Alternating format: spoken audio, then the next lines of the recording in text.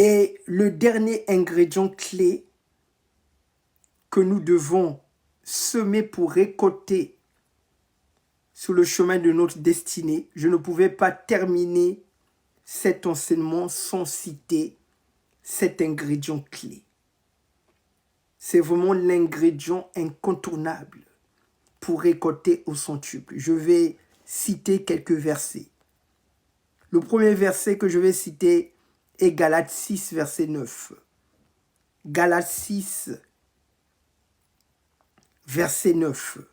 Un verset que les gens n'aiment pas appliquer. Alors que c'est un verset incontournable pour déclencher le flux de bénédiction dans votre vie.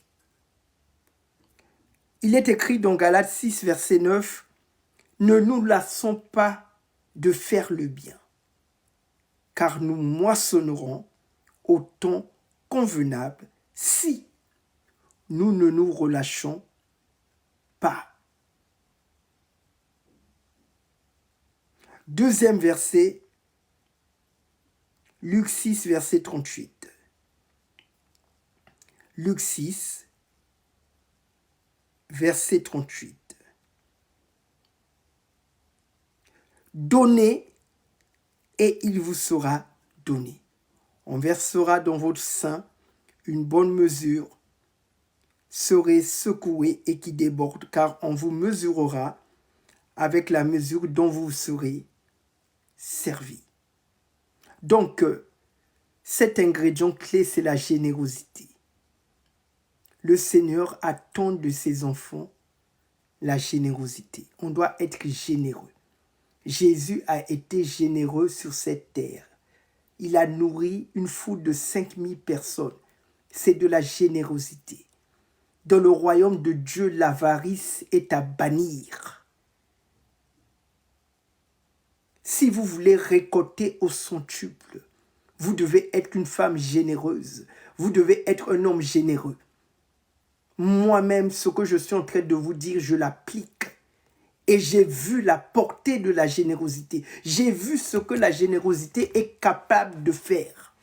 La générosité est une arme très redoutable. Si vous voulez gagner la considération aux yeux des hommes, si vous voulez gagner des relations saines, vous devez être une femme généreuse et un homme généreux. Ça, je vous le dis.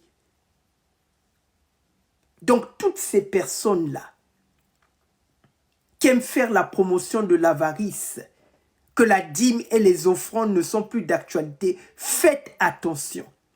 Ne suivez pas ces personnes. Dieu, c'est la générosité. Je vais lire un passage de Jésus-Christ. J'ai dit que je suis très biblique. Ces personnes ne peuvent pas s'hasarder ici, là. Ne suivez pas toutes ces personnes-là qui font la promotion de l'avarice. Parmi les 7 péchés capitaux, là, l'avarice, ils vont te dire, non, quand vous donnez au pasteur, c'est pour les enrichir. Quoi? Depuis quand?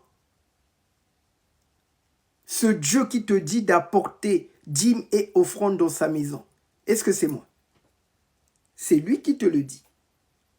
Dieu passera toujours par un homme. La veuve de Sarepta, pour être bénie, fallait que le prophète Élie mange. C'est biblique. Ah, ce que je suis en train de dire, c'est très fort. J'ai dit que je suis très biblique.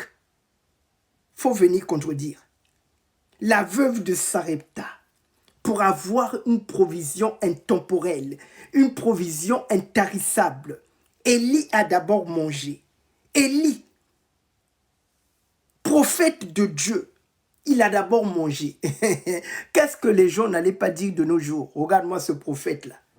Il va manger chez une pauvre veuve, elle n'a rien du tout. Non. Les gens ne lisent pas bien l'histoire de Élie. C'est Dieu qui a dit à Élie, je t'ai choisi une veuve qui prendra soin de toi. Il faut lire l'histoire. Les gens ne lisent pas la Bible. Ils sont dans le pala-pala. Ils ne font que parler. Les voies de Dieu sont insondables. Quand Dieu veut te bénir, mon frère, ma soeur, il passera toujours par un homme. C'est comme ça. C'est la loi. C'est comme ça.